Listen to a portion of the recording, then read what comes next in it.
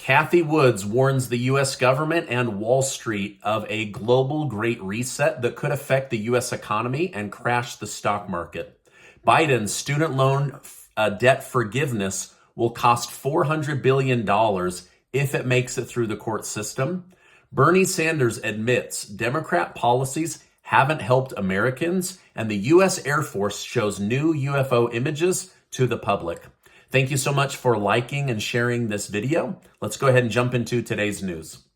If you are wondering why the federal government might shut down in 3 days, it's over a few major items and many minor items. Each political party is trying their darndest to cram as much pet project pork into these bills as they can. As the Senate decides how much money to give Americans, they are fighting over how much money to give Ukraine. But as of right now, it looks like they want to give Ukraine an additional $12 billion. They say we must continue to print money in order to sustain Ukraine and beat Vladimir Putin. So far, I'm reading about very little help for the American taxpayer. Lastly, Democrats are terrified to give Senator Joe Manchin his drilling permit rights package. This package was used as leverage to get Senator Manchin to pass the Inflation Reduction Bill, which doesn't actually reduce inflation. However, now Democrats don't want to give it to him. But why? After doing some digging, they're terrified this gives Manchin's big donors the ability to drill more oil here in the United States. Now, we all know it is a grave sin to drill more oil in the States and lower gas prices for us here at home. A grave sin. And we know it's a grave sin because the elite in Washington, D.C. have told us so. So now Democrats want to remove from the bill after tricking Joe Manchin for his vote. So they basically clickbaited him. They did the old carrot and stick trick on Joe Manchin, and it worked. On the other side of the aisle, Republicans are trying to stop this bill simply as revenge for Joe Manchin voting for the Inflation Reduction Bill, which again, in case you didn't notice, does nothing to reduce inflation. Now, economists are warning homeowners should expect their property values to drop by 20% and luxury homeowners by 28%, as property values are sitting in a COVID-made hysteria bubble. So property values will be coming down. Now, the stock market is struggling today as people are unsure. Should I sell my stocks and sit in cash, or should I just write it down, hoping it will come back, and any new money I put in is basically buying stocks and mutual funds on the cheap? Hedge fund manager Cathy Wood says the U.S. government is letting the U.S. dollar become too strong. It's killing other currencies. Just this week, the British pound crashed, and Japan had to intervene to prop up their currency from crashing. Woods warned the rising dollar could create a global depression as only one currency tries to hold up the global market. She said the Fed and the U.S. government can't afford to pay these countries that are pouring money into the U.S. dollar the interest payments that they are owed. She warned the Fed may be forced to pivot earlier than needed to weaken the dollar and avoid a global great reset or a global collapse. Now, a global collapse would cement the United States as the global superpower once again, just as it did after World War II. However, it would kill off all of our trade partners and thus weaken the United States down the road. So it would be a short-term gain and long-term loss. So she's warning that the Federal Reserve Chair Jerome Powell could be taking it too far and may need to pivot in order to avoid a global great reset. The Biden administration has pushed back on estimates suggesting student loan forgiveness may cost as much as $400 billion for taxpayers. The estimates were released by the Congressional Budget Office, which predicted about 90% of Americans are eligible for forgiveness and would claim this money. In response, the White House stated, CBO assumes that 90% of eligible borrowers will take the necessary steps to claim relief. We would be thrilled if 90% of eligible middle and low income Americans applied for this program. But unfortunately, that's unlikely based on data from other programs. While the White House is free to have their own opinion, I actually believe 90% is probably a realistic situation. Think about it. The media has been pumping out over and over again that you are going to get student loan debt forgiveness. Then it actually makes it through the courts and you can get a free $10,000 to $20,000 check to pay off your student loan debt. Who wouldn't want to go get $10,000 of free money or $20,000 of free money? So I think the White House thinking that you're too stupid or too lazy to collect on $10,000 to $20,000 of free money is really naive on the White House's part.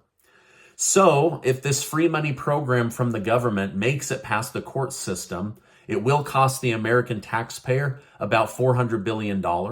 But for those that receive it, a large majority would have their student loan debt taken all the way down to zero overnight. So I'm not sure what will end up going. As of right now, this is going to be tied up in the legal court system, and I'll continue to update you as I know more.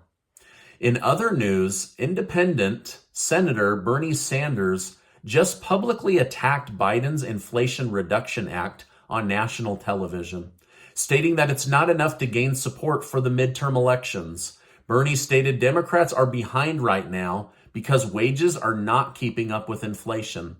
To support his argument, Bernie stated that 70 million people in America either have no health insurance or are uninsured, or that 600,000 people are now homeless.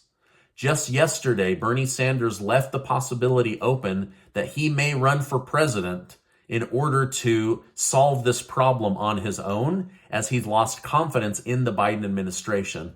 But basically what he said was the Democrat policies since Biden took office have not helped the American worker. Therefore, they're going to lose their vote. So Sanders, who used to defend Biden and his big money deals, is now saying it's not enough and that Congress will not be kept by the Democrats this November. Now, even though Bernie disapproves of Biden's job, Democrats have done a great job of gaining support, as evidenced by President Biden improving in the polls. However, Republicans have also been improving in the polls as they've laid out their future plan to improve America. In a newly released survey, data showed that 61% of Americans in conservative congressional districts support bringing jobs back from China to move the supply chain from China back to the United States. It also found that 60% support having a secure border at the southern border.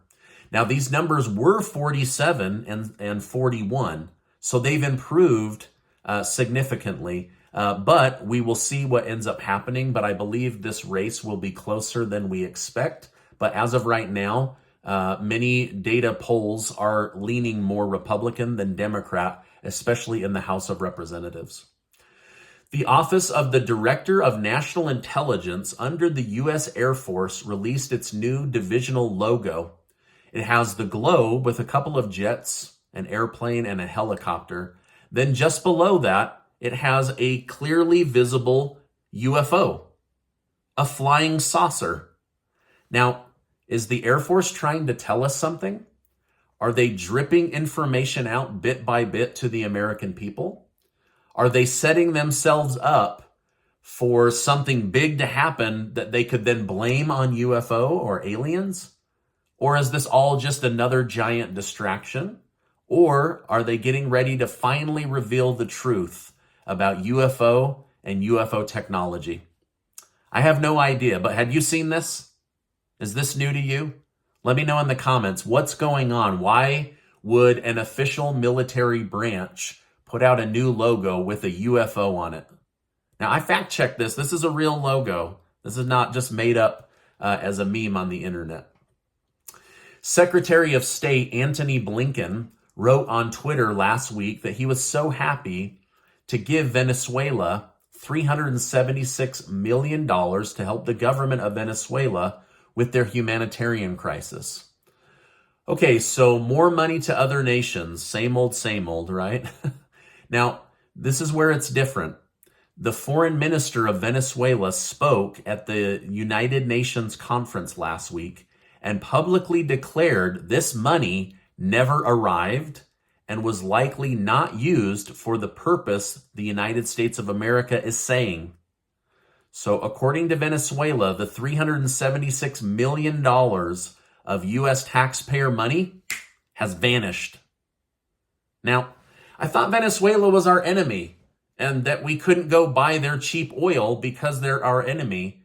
But now we've turned around and we're sending them $376 million of taxpayer money, or at least pretending to send $376 million of taxpayer money. So what is the U.S. government hiding? Why aren't we able to go buy this cheaper oil in Venezuela? And why are we giving them money if they're our enemy? Something's not adding up.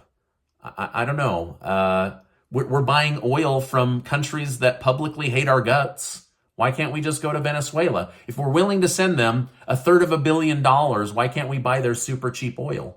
I don't know. It doesn't make sense. But then again, I'm just a guy here on the internet. So now, as a massive hurricane approaches Florida, all eyes are on Governor Ron DeSantis. As of right now, over 2 million people have been ordered to evacuate for their own safety.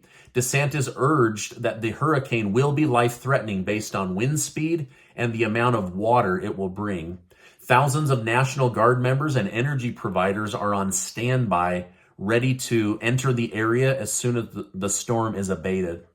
While Florida is combating an earthly catastrophe, NASA has just proved they can combat otherworldly catastrophes. For the first time, as part of a test, we have struck an asteroid in space with the purpose of deflecting it away from the Earth.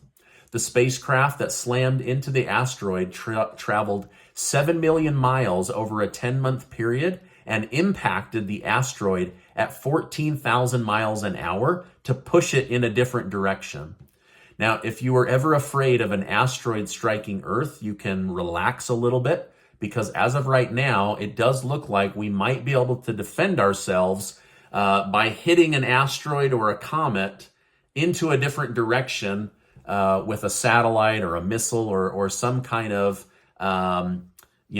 force against that to send it in a different direction, almost like two pool balls, right? Boom, and it goes in a different direction.